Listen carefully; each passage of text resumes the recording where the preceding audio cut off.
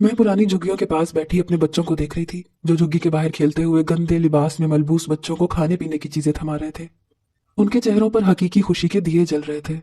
मैं बगौर उन बच्चों का जायजा ले रही थी। आज उनका हुलिया कभी माजी में मेरा भी हुआ करता था, जब मैं भी अपने वालिदैन और छोटे बहन भाइयों के साथ इन्हीं पुराने और बोसीदा झुग्गियों में रहा करती थी। हमारे घर में बहुत फाके थे, 2 वक्त का खाना भी मुश्किल से नसीब हो रहा था। यही वजह थी कि आज हालात बदल जाने के बाद भी मैं अपने माजी को फरामोश नहीं कर पाई थी और उसके साथ जुड़े रहना पसंद करती थी। मुझे धीरे धीरे सब याद आने लगा कि जब से मैंने होश संभाला था, अपने अब्बा को घर में फारिग पड़े हुए रोटियां तोड़ते ही देखा था। कुछ ही अरसे बाद मेरे अब्बा ने नशा भी शुरू कर दिया और अब तो बाबा बिल्कुल भी काम न करता और सारा सारा दिन घर में पड़ा हुआ चारपाइयां ही तोड़ता रहता। साथ ही अम्मा की कड़वी कुसेली बातें सुनकर सर धुनता। अम्मा भी बेचारी क्या करती, जब से शादी होकर आई थी एक दिन सुकून का ना गुजरा था। कमाने और मेहनत मजदूरी करने वाली माँ अकेली और खाने वाले 10 लोग थे, लेकिन अब्बा को कभी भी परवाह न हुई थी। मैं बहन भाइयों में सबसे खूबसूरत बच्ची थी। एक दिन अम्मा मुझे नहला धुलाकर अपने साथ उस हवेली ले गई जहां वो काम करती थी। अम्मा की मालिकन मुझ पर फिदा हो गई। उसने कहा, अब मैं इस बच्ची को जाने ना दूंगी, इसके बदले तुम मुझसे भारी रकम ले लो और इसे यहीं छोड़ जाओ। थोड़ी बड़ी होगी तो हवेली के कामकाज सीख कर करने के काबिल हो जाएगी, तो मैं तुम्हें हर महीने इसकी तनख्वाह भेजूंगी।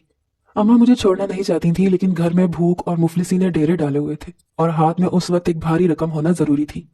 यही वजह थी कि अम्मा मुझे बचपन में ही उस हवेली पर काम करने के लिए छोड़ आई थी। जब मैं छोटी थी तो सारा सारा दिन हवेली में मालिक की लड़कियों के साथ खेलती रहती। मुझे कोई फिक्र या परेशानी नहीं थी।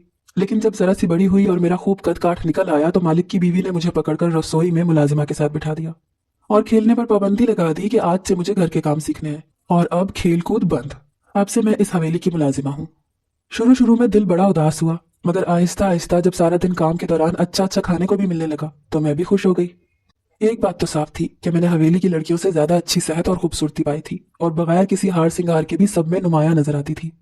यही वजह थी कि मालिकन की बेटियां मेरे रंगों रूप से जलने लगी थीं और मुझे ज्यादा मुंह भी ना लगाती। मेरी जिंदगी पुरसकून गुजर रही थी और उसमें कड़ा वक्त तभी आता था जब कभी मेरी माँ की ममता जाग जाती और वो मुझे चंद रोज के लिए हवेली से घर ले जाने आती।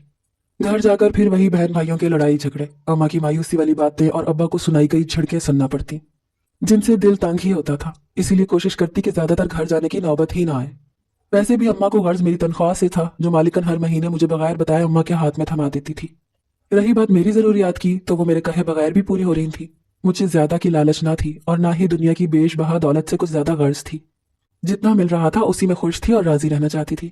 मेरी पुरसकून जिंदगी में पहला तूफान उस वक्त आया जब हवेली में कुछ नए लोग आए और ये खबर हवेली में तेजी से गर्दिश करने लगी कि हवेली के असल मालिक तो ये लोग हैं, जबकि जिनके साथ मैं रह रही थी वो तो इनके जानने वाले थे, जिन्हें इन लोगों ने यहाँ रखा हुआ था और अब वो जाने वाले थे। अपने पुराने मालिकों के जाने का सुनकर मैं दिल महसूस कर रह गई, क्योंकि मैं उनके साथ घर के एक अहम फर्द की हैसियत से रहती थी। पुरानी मालिकन ने जाते समय मेरी नई मालिकन से कह दिया कि वो मुझे काम से ना निकाले। मैं इस घर की वफादार मुलाजिमा हूँ और साथ ही मेरी घरेलू मजबूरियों का भी जिक्र किया, जिस पर नई मालिकन मुझे रखने पर राजी हो गई। मेरे पुराने मालिक अब जा चुके थे और नई मालिकन भी मुझे बहुत पसंद आए थे, लेकिन ये सब अजीबोगरीब रवैये के मालिक थे। मेरी मालिकन की कोई औलाद ना थी और मालिक एक टांग से माजूर होकर हमेशा चारपाई पर ही पड़ा रहता था, लेकिन मालिकन उसकी खिदमत में कोई कसर उठाकर ना रखती थी। मैं कभी कभी सोचती कि कितनी अच्छी औरत है जो अपने माजूर शौहर के साथ भी हंसी खुशी जिंदगी गुजार रही है। मैं भी मालिक की खिदमत करके दुआ हासिल करने की कोशिश करती थी, लेकिन मैंने गौर किया था कि जब भी मैं मालिक के कमरे में जाती वो मुझे अजीब नजरों से घूरता था, जो मुझे अपने जिस्म के आर पार होती महसूस होती। अब मैं बच्ची तो नहीं रही थी जो मालिक की निगाहों में छुपी हुई हविस को पहचान ना पाती। मुझे अच्छी तरह अंदाजा हो गया था कि मालिक मुझे हविस भरी नजरों से देखते हैं, इसलिए मैंने उनके कमरे में जाना कम कर दिया। लेकिन दूसरी जानिब मालिकन मुझे ही कमरे में भेजने पर बज़िद नजर आती थी। मैंने ये सारी सूरत हाल घर में मौजूद पुरानी मुलाजिमा को बताई और खुद कमरे में जाने से गुरेज करने लगी। मेरी जगह अब पुरानी मुलाजिमा कमरे में जाने लगी तो मालिकन की नजर पड़ गई और उसने मेरे ना आने की वजह पूछी, तो मुलाजिमा ने मनो अनसारी कहानी उसे बता दी, जिसे सुनकर मालिका ने मुझे अपने कमरे में बुलाया और मुझसे कहा कि मैं उसके शौहर पर क्यों इल्जाम लगा रही हूँ। मालिकन की बात सुनकर मैं डर गई और रोते हुए इल्तिजा की कि मैं इल्जाम नहीं लगा रही, लेकिन मुझे मालिक के कमरे में ना भेजा करें, उसके बदले चाहे पूरी हवेली का काम मुझसे करवा ले। कुछ देर मालिकन चुपचाप मुझे घूरती रही और फिर कहने लगी, ये तो फितरी है, अब मैं जवान हो चुकी हूँ और अपनी माँ से मुझे अपनी शादी का कहना चाहिए, वरना दुनिया की हवस भरी नजरों से पीछा नहीं छुड़ा सकती। मैंने मालिकन को कहा कि मैं कमाती हूँ तो घर का चूल्हा जलता है, ऐसे में अम्मा कहाँ मेरी शादी होने देंगी। मालिकन ने चंद लम्हे बाद सोचकर आंखों में चमक भरते हुए कहा कि अगर मैं तुम्हारी शादी किसी अमीर शख्स से करवा दूं तो कैसा रहेगा। मैं तो मालिकन की बात सुनकर बहुत ही खुश हो गई और मैंने झट से कह दिया कि मैं तो बहुत खुश हो जाऊंगी, लेकिन अम्मा का क्या होगा। अम्मा के लिए तो मैं सोने के अंडे देने वाली मुर्गी ही थी। मालिकन मुझे कहने लगी कि इस शादी के लिए मेरी शर्त ये है कि तुम अपनी अम्मा को नहीं बताओगी और तुम्हारी शादी मैं करवाऊंगी। अमीर शख्स से शादी का सुनकर मैं बहुत मुतमईन थी, इसीलिए सोचे समझे बगैर मैंने कह दिया कि मुझे शर्त मंजूर है। वैसे भी मैं मालिकन की अच्छाइयों से मुतासिर हो चुकी थी। अगले दिन मालिकन मेरे लिए बाजार से बहुत अच्छे कपड़े और जेवरात लेकर आई और मुझे बताया कि आज शाम को मेरा निकाह है। इतनी जल्दी सब कुछ होने पर मैं खुश भी थी और हैरान भी। शाम को सज संवर कर घूंघट निकाल कर बैठ गई और मौलवी साहब ने आकर मेरा निकाह पढ़ा दिया। मैंने खुशी खुशी सब कबूल किया।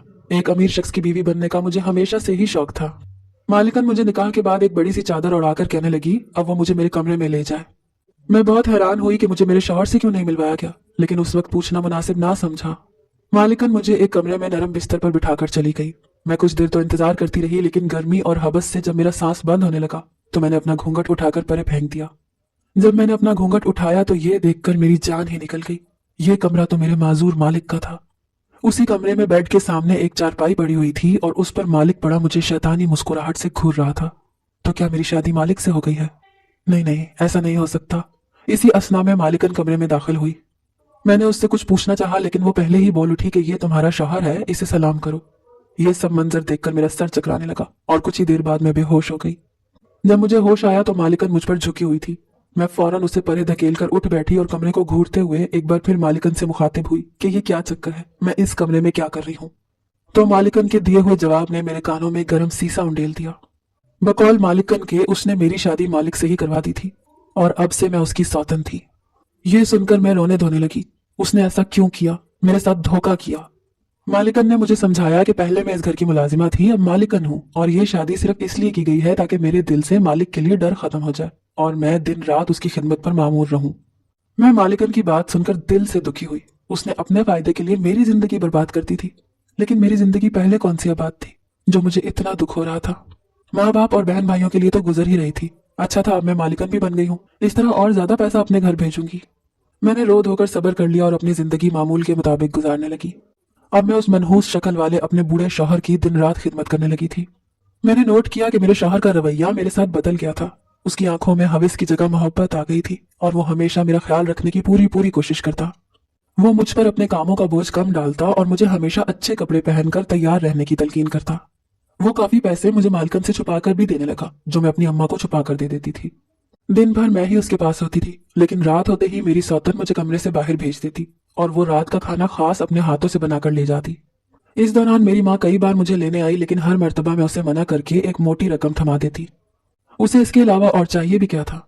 मेरी इस अजीबोगरीब खुफिया शादी को 2 महीने गुजर चुके थे और अब आहिस्ता आहिस्ता मेरा शौहर बहुत ज्यादा बीमार रहने लगा था।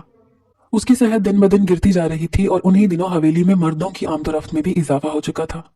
हर आए रोज कोई नया मर्द मेहमान खाने में बैठा होता और मेरी सौतन उसकी आओ भगत में लगी होती, जबकि इस दौरान मुझे हवेली के उस हिस्से में जाने की इजाजत न थी।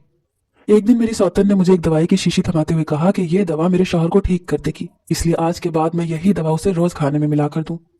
क्योंकि मालिक की सेहत अब दिन ब दिन गिरती जा रही थी और ठीक होने की कोई सूरत हाल नजर नहीं आती थी, मैंने अपनी सौतन के हुक्म पर फौरी तौर पर अमल करते हुए वो दवाई रोजाना अपने शौहर को देनी शुरू कर दी।